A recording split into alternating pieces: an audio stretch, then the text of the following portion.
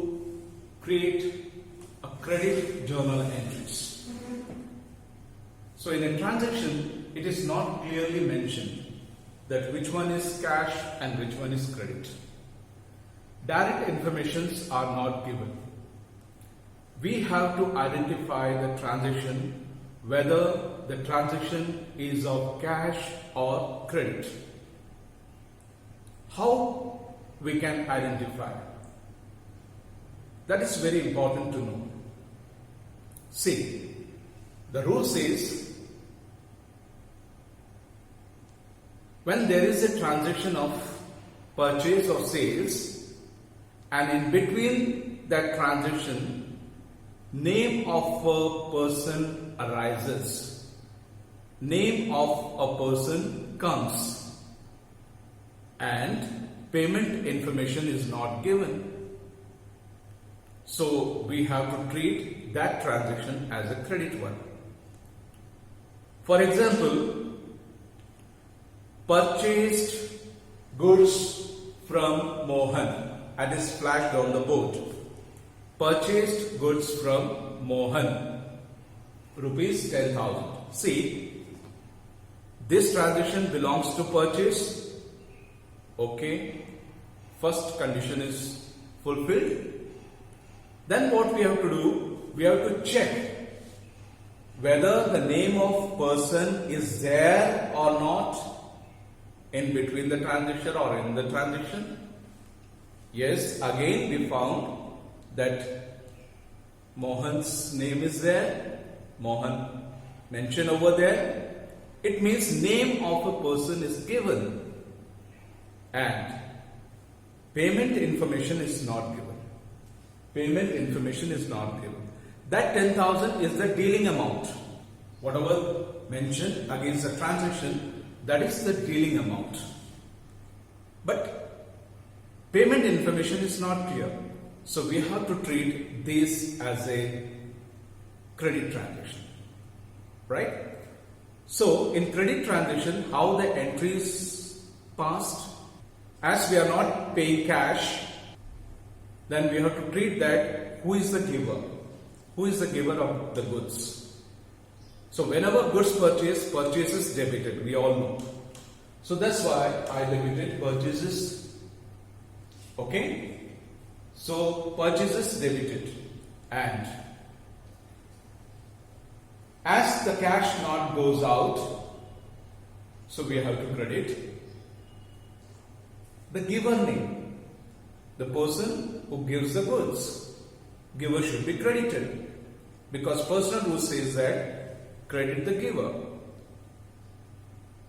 Now the entry will look like this: purchases account debited to Mohan. And the narration of this transaction is being purchased goods on credit. Yeah, this will be the transaction. What happens if I give some another transactions? Just check it out. Purchased goods from Mohan, rupees 10,000 on cash. The transaction says that purchased goods from Mohan, rupees 10,000 on cash. Now what happens? Purchase is there, name of person is also there, and payment information is also given. So here we have to treat this transaction as a cash. So in this case, the entry should be like this: purchases account debited to cash account, because cash goes out. Like this we have to identify the transaction. Okay, come one more transaction we will practice. Goods sold to Kamal, rupees 5,000. Goods sold to Kamal, rupees 5,000. Again, sale transaction is there and the name of person is also there, and payment information is not given.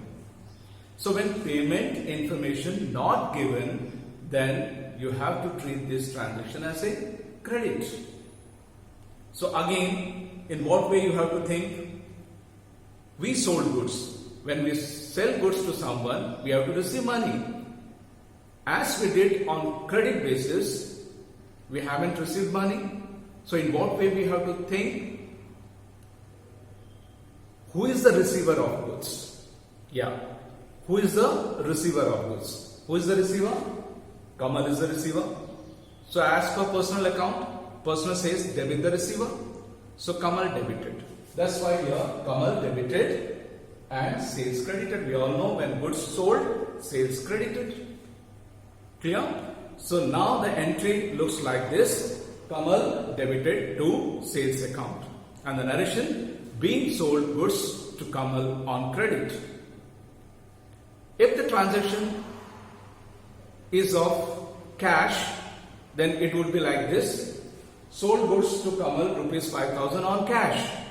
Means payment information is given. So when payment information is given, we have to treat the transaction as a cash one. And in that circumstances, our entry should be like this. As the Kamal is the receiver, Kamal debited and sales credited. If it is sold on cash, then cash debited and sales credited. Now the entry would be like this. Cash account debited to sales account. Cash account debited to sales account. In this way, we have to analyze the transactions. I hope you understood how to identify the credit transactions. See you in next video session to explore a new knowledge.